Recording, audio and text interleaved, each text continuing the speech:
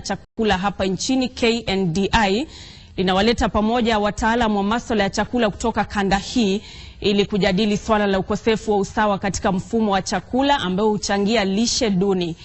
Mkurugenzi wa taasisi ya KNDI, Daktari David Okeo, amesema ipo haja kwa Wakenya kupunguza ulaji nafaka na badala yake kula vyakula vyenye afya kama vile matunda na mboga.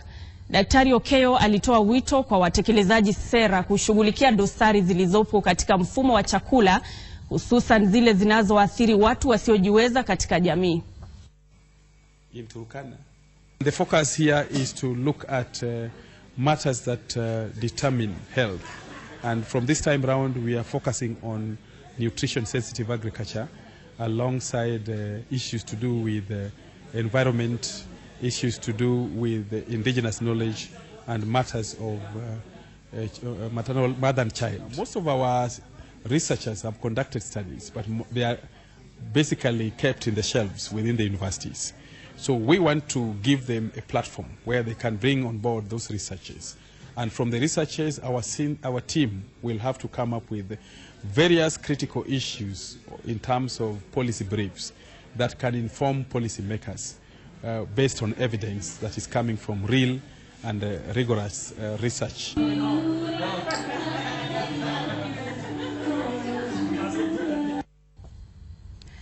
Wakenya wamehimizwa kubuni mikakati ya kukabiliana na athari za mabadiliko ya tabia nchi. Naibu Chancellor wa Chuo Kikuu cha St. Paul, Professor Peter Ngure, alisema kwenye mhadhara wa umma uliowaleta pamoja wanasayansi, wasomi wa kidini miongoni mwa wataalamu wengine kuwa ipo haja kwa bara la Afrika kuwa mstari wa mbele katika utunzi wa mazingira, huku Wakenya wakitakiwa kuweka mikakati ya kuhimili mabadiliko ya hali ya anga. The dichotomy of science and theology will seek to kind of resolve it, but also provide opportunities for scientists to interact with the clergy in this country and on the African continent. St. Paul's University will from today be the hub that will host the discussions around science and how it intersects with theology and how this affects the society. One of the fascinating things about climate change for me is that we've known about the science of climate change for a number of decades. We've known that our pollution of the atmosphere and our eroding of land and pollution of the oceans is a reality, and we're responsible for it. But then the question is, if we've known the science for 30 years, why haven't we done anything about it? Changing weather patterns that we get with unpredictable weather is part of the whole process of climate change. As the planet warms, so various atmospheric conditions that we thought were fairly regular become quite random and quite unpredictable. And that often affects the poorest in our world.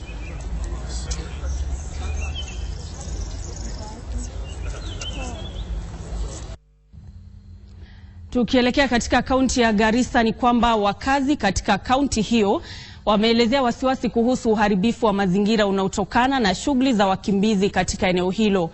Wakazi hao wanasema serikali na shirika la Umoja wa Mataifa la kuwahudumia wakimbizi hazijachukua hatua mwafaka kutunza mazingira licha ya uharibifu mkubwa unaotekelezwa na wakimbizi. Viongozi katika kaunti ya Garissa wamesikitishwa na kile wanachosema ni ukosefu wa juhudi za kutunza mazingira kutokana na uharibifu unaotekelezwa na wakimbizi katika kaunti ndogo za Dadaab na Liboi. Gavana wa Garissa, Natif Jama, aliyeonekana kukerwa na uharibifu huo, amelaumu shirika la Umoja wa Mataifa na wadau wengine kwa kutowapa wakimbizi kawi mbadala, jambo ambalo limechangia uharibifu wa mazingira. Right now we are facing a situation whereby these people, the refugees, are cutting our trees because they use them for firewood and for shelter construction. We knew that they were cutting trees for fuel, for their cooking requirements. But we never imagined that a day will come when they will cause such massive destruction. They have done away and completely finished the other trees. Now they have come to acacia. And that's one of the most important tree we have in across the county. Gavana Jama amekariri kuwa wakimbizi wamekuwa wakiharibu mazingira kwa miongo kadhaa na wito wao wa usaidizi kutoka kwa serikali na shirika la UNHCR umepuuzwa. And this trend has been there for a while, only that the community took this initiative to go to the ground and also arrest those guys, those culprits. What we are saying is that we expected the national government to help us in protecting the little, forest that we have in our midst. Security officers to help us, but that help is not forthcoming. Gavana amesema uharibifu wa mazingira unaenda kinyume cha juhudi za kukabiliana na athari za mabadiliko ya hali ya anga ili kunusuru eneo hilo kuwa jangwa. Another is green area into a desert. And so soon if we don't take an action, this will be a vast desert. Yeah, so this we cannot accept. Is that we're not going to allow, if the refugees have been here, we are welcome them, we are still welcoming them, but not anymore at the cost of us losing further on our what do you call environment. Joan Junge, Kurunzi, Mashinani. Uwindaji haramu wa vifaru umepungua kwa kiasi kikubwa kwenye hifadhi ya wanyamapori ya Sera iliyoko katika kaunti ya Samburu baada ya kundi la wanawake kuanzisha mradi wa kuhifadhi aina hiyo ya vifaru adimu kwenye eneo hilo. Afisa mkuu wa walinzi wa shirika la huduma za wanyamapori eneo la Samburu, Daniel Kirui, alisema mradi huo umeimarika kwa asilimia kubwa huku idadi ya vifaru weusi ikiongezeka kutoka vifaru 10 mwaka 2015 hadi vifaru 22 kwa sasa. Pia mradi huo umetoa nafasi za ajira. Ile changamoto kubwa ambaye tunazo kwa sasa ni mambo ya ubadilikaji wa tabia ya nchi ama climatic change. Haiwezi affect jamii peke yake ama binadamu peke yake, ina affect also wanyama wa pori. Sisi kukaa kama community tukaona muhimu ya kwamba ni afadhali tulete hao wanyama ambaye ni black rhinos kwetu nyumbani kwa sababu walikuwa wanyama wetu hapa awali. Angalia, sisi ni jamii pekee Kenya mzima ama ukilinganisha Afrika mzima ambaye tunaweka wanyama. Tukifika kwa photo points tunatafuta nyayo. Tukipata nyayo tunavuta, lakini kuvuta unaenda kwa mwendo pole pole ukisikiza. Tukitumia tunatumia nyayo zao alafu tunatumia pia mchanga kuona venye direction venye inaenda.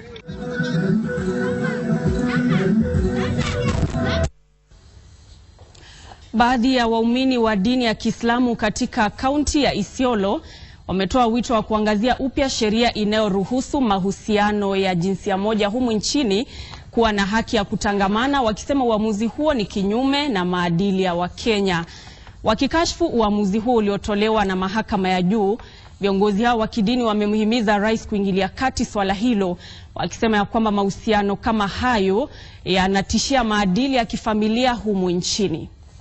Jambo hii ambaye tunaongea leo ni jambo ambaye kwa hakika ni kigeni katika utamaduni ya Waafrika, ni kigeni katika utaratibu ya dini yoyote. Hii jambo la LGBTQ ambaye siku hizi imeenea sana ni jambo la ushaitani, na tunaupinga kwa ukali na kwa sauti moja. Ni kinyume na utamaduni ya Kiafrika na ni kitu ambaye kwamba hapo mbeleni haijawahi kutendeka, na leo sisi pia tunaikemea, tunailaani na tunasema kila sehemu ya mwanadamu katika mwili yake iko na kazi maalum. Kama ni macho iko na kazi yake, masikio iko na kazi yake, kila sehemu katika hii mwili ya mwanadamu iko na kazi yake. Na ikiwa tutaruhusu hii uchafu ienee na watu wakaikubali wakaikaribisha, basi bila ya shaka tutapata hasira ya Mwenyezi Mungu.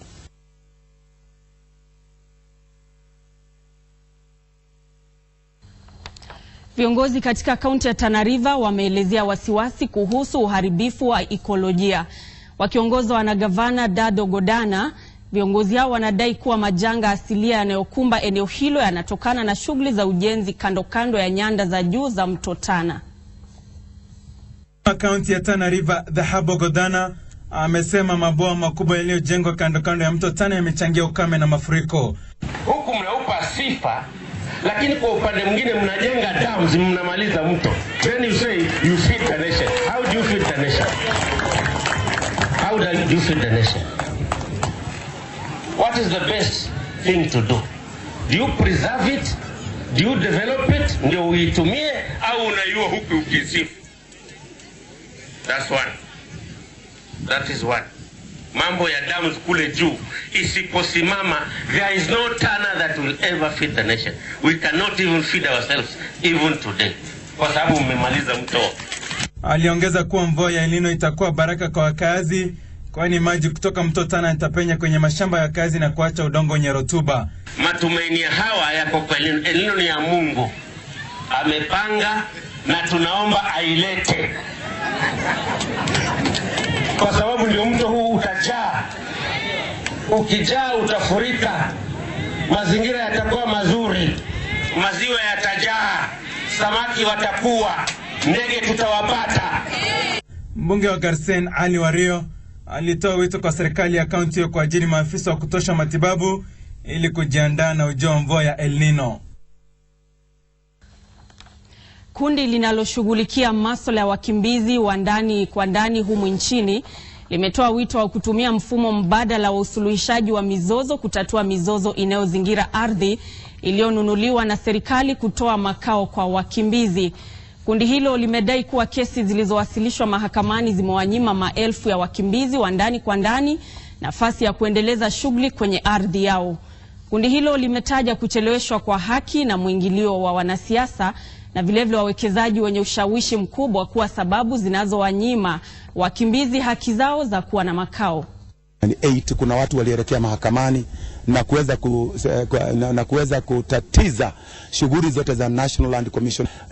Zile National Land Commission ambayo ni ofisi ambayo inajisimamia independent, kuna uregefu na upepetevu na alma kuingiliwa na wanasiasa, na hasa katika serikali zilizopita waliweza kuhakikisha kuwa National Land Commission haikuweza kuwajibika kuweza kuweka ile mikakati katika sehemu zile ambazo ni za county level, na ndipo tunaweza kuomba kuwa serikali iweze kutathmini kuassess ilile jambo kiupya kupitia kwa ni waziri wa the Minister for Land, Housing and Urban Development. Baraza la Kitaifa la Ushauri la Dini ya Kiislamu limetishia kuongoza maandamano ya amani kushinikiza kuondolewa kwa mkurugenzi mkuu wa halmashauri ya bandari ya Kenya kufuatia mzozo kuhusu umiliki wa bandari ya Mombasa. Mwenyekiti wa baraza hilo Sheikh Juma Ngao amesema mpango wa kubinafsisha bandari hiyo utalimbikiza mzigo wa kiuchumi kwa wakazi wa pwani. Akijitetea, mwenyekiti wa halmashauri ya KPA Benjamin Tayari amesema halmashauri hiyo haitabinafsishwa, lakini itagatua baadhi ya shughuli zake kupitia ukodishaji rasilimali kwa wadau wa kibinafsi ili kuendelesha biashara katika bandari ya Mombasa na kuongeza mapato.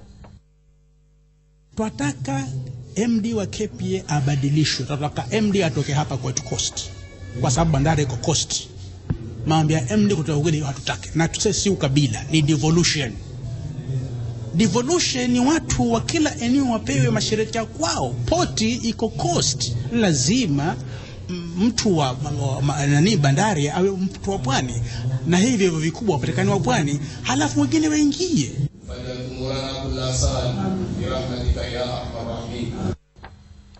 Viongozi katika eneo la Rift Valley wanataka Wizara ya Kilimo kutangaza bei mpya ya mahindi. Viongozi hao wamepinga hatua ya kuagiza mahindi kutoka nje, kwani uagizaji huo utaathiri kilimo humu nchini. Aidha, walisema kuwa mbolea ya bei nafuu imeboresha mavuno na sasa ipo haja kuwe na mbinu za kupunguza hasara za baada ya mavuno.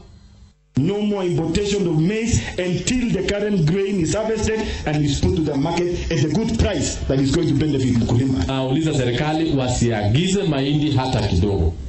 Hata kidogo. I want to challenge and request the Ministry of Agriculture to announce the price of maize now. 90 baht, so that watu wasiendelee kuuza mahindi za hizi. Katika makala yetu kuhusu Ifahamu China, leo hii tunaangazia roboti zenye malengo maalum zinazofanya kazi zenye changamoto nyingi.